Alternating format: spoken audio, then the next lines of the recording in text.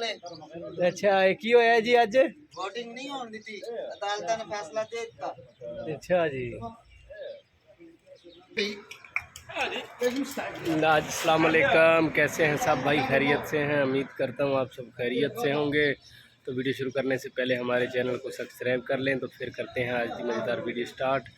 तो आज जानते हैं कि इमरान खान को कितने बंदे सपोर्ट कर रहे हैं। हरियाणा जी बड़े वोटिंग के बारे में पाकिस्तान के कोई सुने यार बहरहाल मैं सुनया, लेकिन बहरहाल ना अच्छा होया बुरा होया है? वोटिंग नहीं हुई, वोटिंग नहीं हुई, अच्छा है, लेकिन ये वास्ते होना चाहिए कि जी साढ़े मुहाफिज इदारे ने ना उन्होंने हर चीज़ का पता है, ठीक है कि कौन सही है कौन गलत है, ठीक है। तो मैं यही कहूँगा कि हर चीज़ का पता इदारे, लेकिन हो सकता है पाकिस्तान का मफाद है वो नहीं बोल सकते, ठीक है, जो भी है ठीक है, लेकिन जो भी होएगा ना इंशाल्लाह ताला साढ़े जो इदारे ना मुहाफिज वो बेहतरीन रोल अदा करेंगे, ठीक है। ना मैं किसी सियासी जमात का वाँ, ना मैं नून लीग का वाँ, ना मैं PTI का वाँ, ठीक है, लेकिन जो पाकिस्तान के हक च बेहतरीन होएगा ना वो फैसला होना चाहिए। लेकिन शहबाज शरीफ भिखारी कह रहा है। शहबाज शरीफ देखो जी, वो 40 तो 35 साल हो गए उन्होंने हुकूमत करते हुए, ठीक है, तो वो हुण इस टाइम हर चीज़ उन्होंने अमेरिका है जी, बिल्कुल। वो अमेरिका ने कुछ कह नहीं सकते, क्यों नहीं कह सकते? उन्होंने बच्चे उत्थे जायदाद उत्थे उन्होंने, ठीक है, तो मैं तो यही कहूँगा शर्म जी थोड़ी ही करनी चाहिए उन्होंने, ठीक है। जिन्हें भी पाकिस्तानी कौम है ना आप कमाती आप खाती है, ना सानू नून लीग वाले देंगे ना सानू PTI देंगे, ठीक है, बिल्कुल। तो शहबाज ने जी गल कही ना बहुत ही गलत कही है, ठीक है। किसी ओवरसीज़ रह रहे हैं तो सानू शर्मिंदगी हुई है गल सुन के, यह गल नहीं करनी चाहिए थी, ठीक है। तो बहरहाल मैं यही कहूँगा पाकिस्तान के मुकाबले जो बेहतर होएगा वो होना चाहिए, तो बाकी हर एक को पता है कौन गलत है कौन सही है, ठीक है। इस टाइम कोई भी बेवकूफ़ नहीं है, ठीक है, ना कोई इदारा ना कोई सियासी जमात, सब को पता है कौन की कर रहा है, तो इमरान खान कितने खलोता है कि इमरान खान ने पाकिस्तान से क्या कुछ किया है, बेहतरीन रोल अदा कर रहा है इमरान खान भी।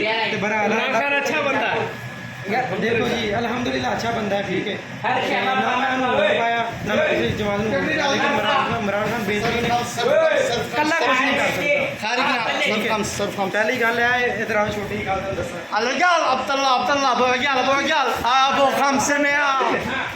जी राणा जी, ये जो अपना 60 ਤੋਂ 70 साल के दरम्यान कानून चलता आ रहा है, ये की तुसी मकसद के तुहाडा की प्रोसीजर हैगा कि ये जो अदालत ने किया है सही है या गलत है जो अगले दिन किया है?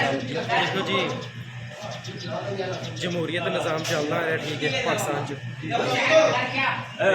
बहरहाल मैं यही कहूँगा अदालतों के कोई भी दो कानून ने, एक कानून बिल्कुल नहीं है, गलत कहो जी एक जैसा कानून है, ठीक है। अमीरों वास्ते अलग कानून है, गरीबों वास्ते अलग कानून है, ठीक है।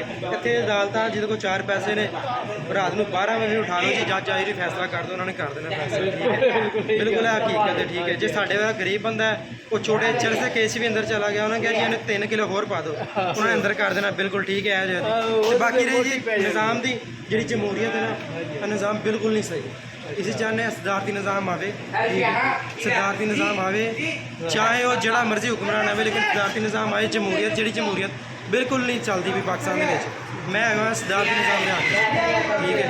अदालती निज़ाम भी कुछ हद तक ठीक है, लेकिन कुछ हद तक बिल्कुल भी 50% नहीं ठीक, अदालती निज़ाम बिल्कुल नहीं ठीक है, ठीक है। जड़ा कोई अमीर है वो हक च फैसला आता है, गरीब है वो दुनिया जाता है, बिल्कुल जी बिल्कुल। तो बाकी बहरहाल मैं यही कहूँगा अपने इदारिਆਂ ਨੂੰ अपील करता वा अल्लाह का वास्ता ही है सही हो जाओ। अदारे अपने अलहमदुलिल्लाह ठीक ने, लेकिन मैं यही एंड करूँगा अपने इदारे जो फैसला करेंगे वो सानू मंजूर है, इस अदालत का भी एहतराम करते हैं, ठीक है, लेकिन अदालतों भी चाहिए कि वेखो जी 70 साल तो की नुकसान हो गया पाकिस्तान का, ठीक है, थोड़ा जहा ख्याल कर लो, थोड़ी मेहरबानी, ठीक है। लेकिन वज़ीर आज़म ठीक है, वज़ीर आज़म ठीक गल तो करके दसो ना, वज़ीर आज़म अपनी जगह ठीक है अलहमदुलिल्लाह, ठीक है, वो निज़ाम चलाता है, ठीक है, बिल्कुल ठीक है वज़ीर आज़म। तो बाकी हरहाल सानू बंदा उही पसंद है जिहड़ा पाकिस्तान के हक दे विच बेहतरीन फैसला करता है, चाहे वह नवाज शरीफ आए चाहे वह इमरान खान आए, इसी दे नाल, लेकिन इस टाइम हुंदी निस्बत इसी इमरान खान के नाल बस। अच्छा जी, बस यही तो मैं पूछना चाह रहा सीगा। ओके अल्लाह हाफिज़, रोज़े का टाइम हो गया, रोज़ा इफ्तार करते हैं तो इत्थे ही मैं वीडियो तो करता एंड, तो इंशाल्लाह नई वीडियो मिलती। अल्लाह हाफिज़।